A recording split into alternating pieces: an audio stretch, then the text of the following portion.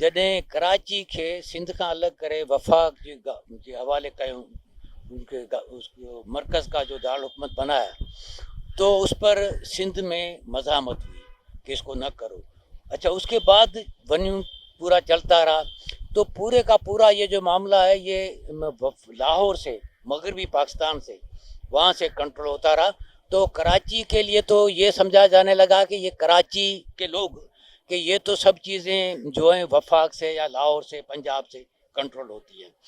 फिर जब वन्यू टूट गया तो 69 में अचानक यहाँ पर ज़ाहिर है कि सिंध का दारुल हुकूमत बना और असेंबली भी फिर आगे चल के वजूद में आई, तो बहुत अजीब लगा और सेक्रेटरीट वापस आई।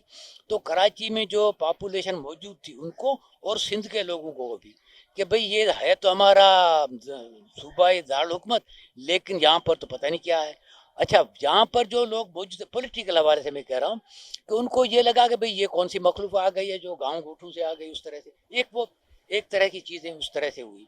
फिर आगे चल के और चीज़ें हुई कि वन्यू टूटा तो एक कराची के अंदर एक ये तासुर दिया जाने लगा कि भाई इसके बाद जो पता नहीं यहाँ पर जो कराची वालों के साथ क्या होगा। इस तरह से चीज़ें ये चलती रही। फिर जो लिंग्विस्टिक राइट्स हुए, जिस तरह से मदर साहब भी कह रहे थे, तो वो आस्ता आस्ता उसको जो है वो जो एक छोटा सा पेड़ लगाते हैं फिर उसको पानी दिया जाता रहता है, तो वो होता रहा।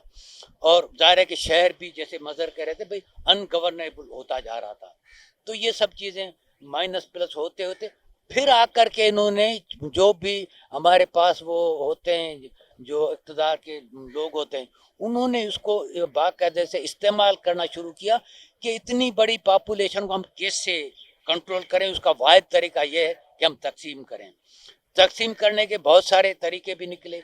मिसाल के तौर पर लेट 60s में जो मजदूर तहरीक चली थी, वो तौसीफ साहब को भी याद होगा, पता होगा कि किस तरह से वो एक महाजिर मजदूर जो मिलों में काम करता था उसकी जगह पर पठान मजदूर ने ले ली, फिर उनका आपस में किस तरह से इख्तलाफ हुआ। एक तो वो था इलाके के हवाले से।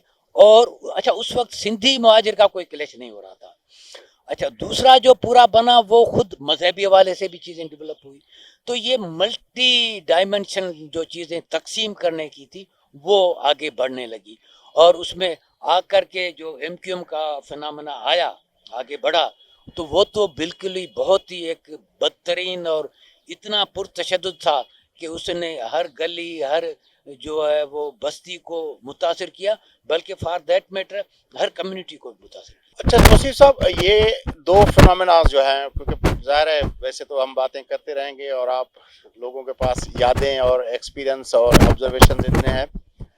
दो फिनोमेना, एक तो जो है वो जो हम बात कर रहे थे मुत्तहदा मुहाजिर कौमी मूवमेंट APMSO, और उसका सडन जो है वो अपना उसका एक अहम फैक्टर के तौर पर, और फिर हमने 18 के इलेक्शन में PTI को भी इसी तरह सडनली कराची के अंदर एक एक्टिव प्लेयर के तौर पर, वो अहम प्लेयर के तौर पर, एक्टर के तौर पर देखा।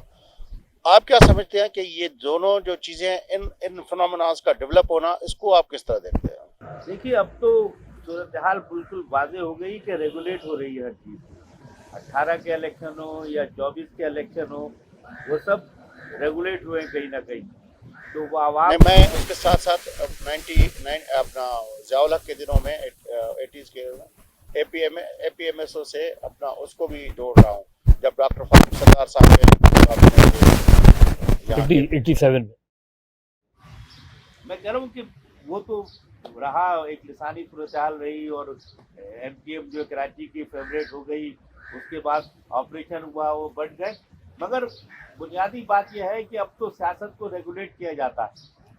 अब अलमिया है हमारी ज़िंदगी में, ये हुआ है कि PSHS से पीस पार्टी जीत गई, जिसका कोई तारीखी तौर पे या क्लिफ्टन से जीत गई है या MQM वाले जीत गए। तो ये सब रेगुलेट करने की बात है। तो वो आवाम के जो हकीकी नुमाइंदों का जो मामला है वो खासा दूर हो गया है, और उसके नतीजे में फासले हुकूमत से बढ़ रहे हैं।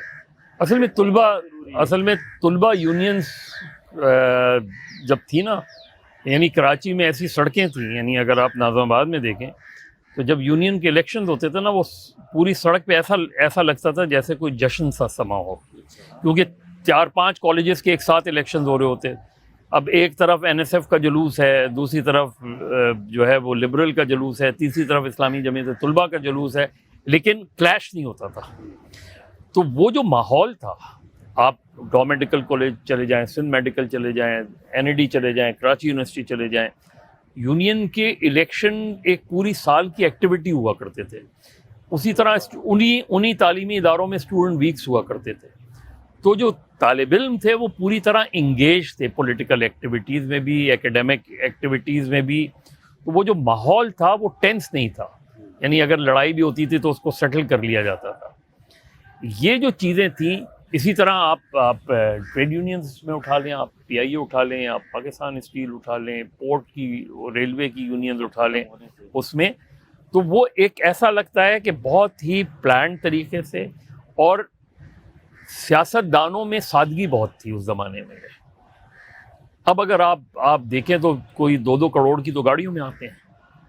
جب ایک آدمی 2 کروڑ کی گاڑی میں لیاری جائے لیکن گا. آپ کو پتا ہے نا کہ وہ پچھلی مرتبہ ہم نے سنا تھا جب اپنا ڈاکٹر فاروق ستار صاحب بتا رہے تھے کہ اس کی جو گاڑی ہے، اس کے پہیے جو تھے وہ کسی اور نے ڈونیٹ کیے تھے، وہ اس کا وہ تھا. نہیں وہ تو یہ نہیں، سیاستدان بیچارے آج لیکن آپ یہ دیکھیں کہ جب جو اے پی ایم ایس او سے ایم کیو ایم کی اٹھان تھی، اس وقت بھی یہ تھا کہ آپ دیکھیں کہ جب ایم کیو ایم کے جو ایم پی ایز تھے وہ موٹر سائیکل پر آتے تھے، تو اس سے ایک تاثر، ایک مڈل کلاس پازیٹیو جو ہوتی. دعویٰ کرتے تھے مڈل کلاس کا، اور لوگ تو وہ جو چیزیں تھیں، اس پالیٹکس کے اندر بے انتہا پیسہ آنا شروع ہو گیا. اچھا، جو دوسری طرف آپ چلے جائیں، جو ڈرگس آئے، اس زمانے میں کراچی ایئرپورٹ استعمال ہوتا تھا ہیومن اسمگلنگ کے لیے، جس پہ بعد میں امریکن نے اپنی کنسرن بھی شو کی تھی کہ کراچی ایئرپورٹ پہ سب سے زیادہ لوگ اللیگلی جایا کرتے تھے امریکہ اور دوسرے اور یورپ میں. اسلحہ آنا شروع ہوا. ہاں کراچی ایئرپورٹ سے. اس میں جو ہے بہت سے اس وقت ایف آئی اے، ان کی رپورٹ، ایک کانفیڈینشیل رپورٹ میرے پاس پڑی ہوئی ہے کہ انہوں نے نام لیے ان افسران کے، ان افسران بالکل اسی طرح. آپ ڈرگس کا استعمال دیکھیں، آپ 70s میں دیکھیں، آپ کو نہیں ملے گا ہیروئن وغیرہ کا کلچر. اسلحے کی جو فراوانی جب ہوئی تو پھر اس کا استعمال بھی ہوا. تو جب اسلحہ کی مارکیٹ بنائی گئی نا، ایک دوسرے کو لڑا کے ہی مارکیٹ بنتی ہے نا، تو مارکیٹ اس کی بنائی گئی، ڈرگس کی مارکیٹ بنائی گئی، ڈرگس پہنچائے گئے تعلیمی اداروں میں اس طرح کے. تو ایک آرگنائز، اور پھر اس کے بعد آہستہ آہستہ سیاسی جماعتوں کے مسلح گروہ، پھر باقاعدہ انڈر ورلڈ کا آنا، اور ان سب کو پولیس اور لا انفورسمنٹ ایجنسیز کی سرپرستی حاصل ہونا. اس نے کراچی کو تباہ کر کے رکھ دیا. تک تھا یا اس سے آگے کا تھا؟ پالیٹکس، کرائم اینڈ پولیس، ان کا نیکسس ہو گیا. پولیس سے آگے تھا. ہاں جو ڈیپ اسٹیٹ ہے وہاں تک گیا. ہاں صرف پولیس تک محدود ہاں. تھا. لیکن آپ کو دیکھیں نا، پولیس جو ہے وہ سب سے زیادہ ایک عام آدمی سے کنیکٹڈ ہوتی ہے، یا عام آدمی اس سے کنیکٹڈ ہوتا ہے، تھانے سے ہی. تو آپ کے یہاں جو 100 سے زیادہ اس وقت تھانے ہیں، آپ کے یہاں کوئی ایسا تھانہ نہیں ہے جہاں کوئی کمپلیننٹ جا کے کانفیڈنٹ فیل. اچھا، اب میں جو ہے اس وائنڈ اپ کی طرف جانا ہے آپ لوگوں. سانگھی صاحب سے پہلا میں یہ سوال آپ تینوں سے پوچھنا چاہتا ہوں، اور میری خواہش ہے کہ اس کا کوئی میرے ذہن میں کوئی اس کا ہوا ہے کہ کیا ہم کراچی کے اندر وہ اپنا بھائی چارہ جس کی بات آپ 60s اور 70s کے آخر تک کی باتیں کر رہے ہیں، کیا وہ بھائی چارہ دوبارہ یہاں پہ لایا جا سکتا ہے؟ تو اس کے لیے کیا وہ ہونے چاہیے؟ سانگھی صاحب سے شروع کرتے ہیں، پھر مظہر صاحب، اور پھر آخر میں توصیف. میرے خیال میں اس کا مختصر تو یہی ہے کہ بھئی کیا ہماری حکومت، ہماری اسٹیٹ ایسا کرنا چاہ رہی ہے؟ اگر وہ چاہ رہی ہے تو پھر تو ہو جائے گا. اسی کے ذریعے چیزیں خراب ہوئی ہیں. مسائل تھے لیکن مسائل اپنے ڈیو کورس میں حل ہو جاتے. اس کو اگر ہم پالیٹکس میں یوز نہ کرتے، اس کو اگر ہم کرمنلائز چیزوں کو نہیں کرتے تو پھر تو ہو سکتے تھے. ایک اوپن سیکولر سٹی کے طور پر ایک رکھا جائے، ڈیموکریٹک اس میں رکھا جائے، اور ہمارے جو ادارے ہیں ادھر ادھر کے وہ اپنی اس میں مداخلت کرنا، بیجا مداخلت وہ چھوڑ دیں. मजहर साहब। देखिए बड़ा सवाल तो ये कि जब तक रियासत के अंदर रियासत का तस्वुर रहेगा चीज़ें बेहतर नहीं होंगी।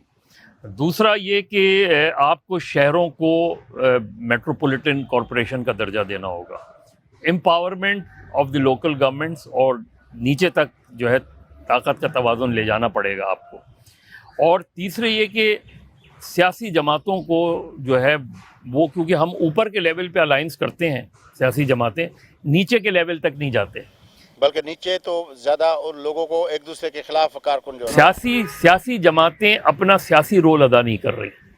सियासी जमातें जो हैं वो अशराफिया का हिस्सा बनती चली जा रही हैं। तो जब तक सियासी जमातें अपना वो रोल प्ले नहीं करेंगी, और सबसे अहम बात ग्लोबली कि हमें मेरिट के कल्चर को फ़रोग़ देना होगा, right people at the right place. उसमें ये चीज़ें लोगों से फिर वो कम से कम लोगों के अंदर वो कॉन्फिडेंस आएगा कि अगर मैं किसी कंपटीशन में हिस्सा ले रहा हूँ तो मैं उस पर ये नहीं होगा कि किसी की पर्ची आ गई, किसी की सिफारिश आ गई, और उसका जो फ्रस्ट्रेशन होती है उसका एक अलग होता है। तो जो जॉब की डिप्रिवेशन है वो अल्टीमेटली जन्म लेती है इंटॉलरेंस से, और इंटॉलरेंस की फिर कोई भी शक्ल हो जाती है जो वायलेंस के शक्ल में भी निकल सकती है।